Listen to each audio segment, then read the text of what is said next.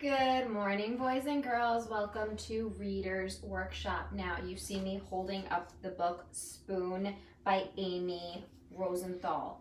If you have not yet listened to your YouTube read aloud of Spoon, please stop the video right now, watch the book Spoon, and then continue watching it after you're done listening to that story, because if you have not read the book Spoon, today's lesson is not going to make much sense.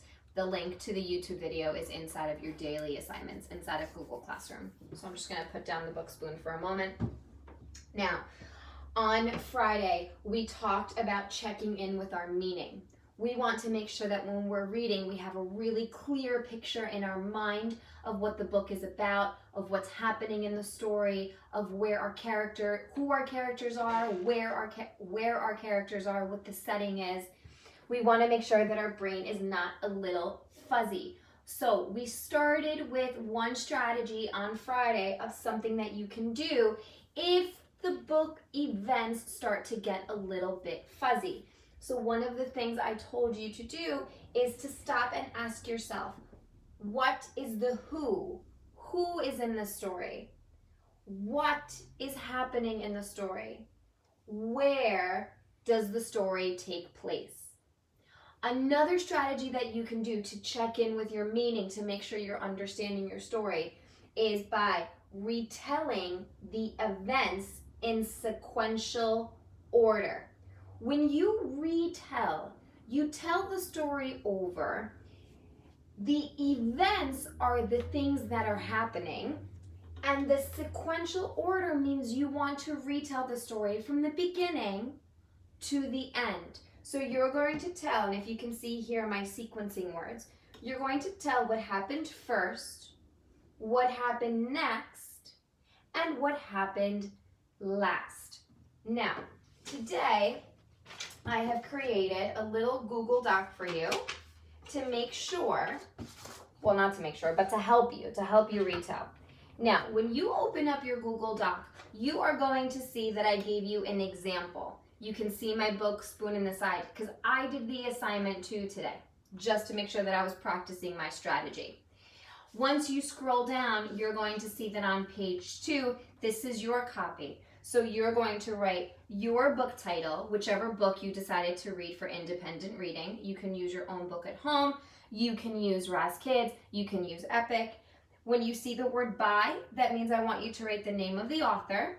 And then you're going to type in what happened first, what happened next, and what happened last.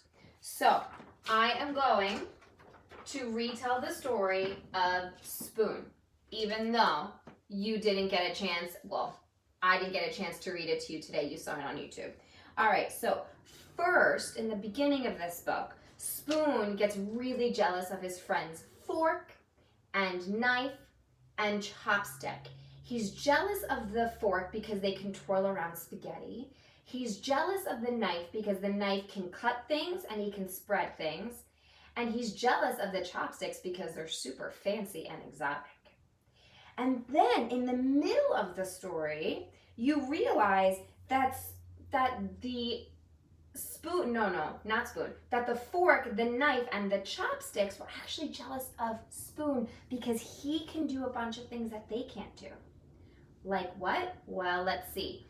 The knives are jealous because the kids usually take spoons and they make music with them. They bang pots and pans, and nobody can do that with a knife because that's dangerous. The fork was jealous because he could measure things in a measuring cup to help people cook.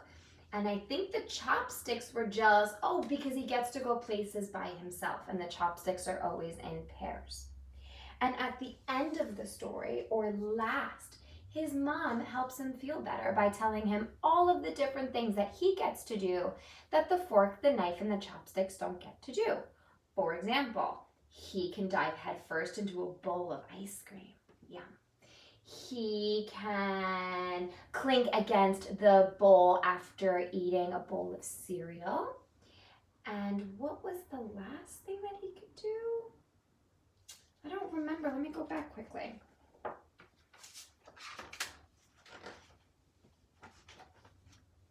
Oh, I remember now. And he can also stir around and have a bath inside of a warm cup of tea. So there you go. I just retold my story. First, next, and last, making sure that I put all of the parts in order. And if you notice, boys and girls, if you are retelling your story and you forget a part, it's all right to go back in the book like I did to remind yourself. It happens to the best of us.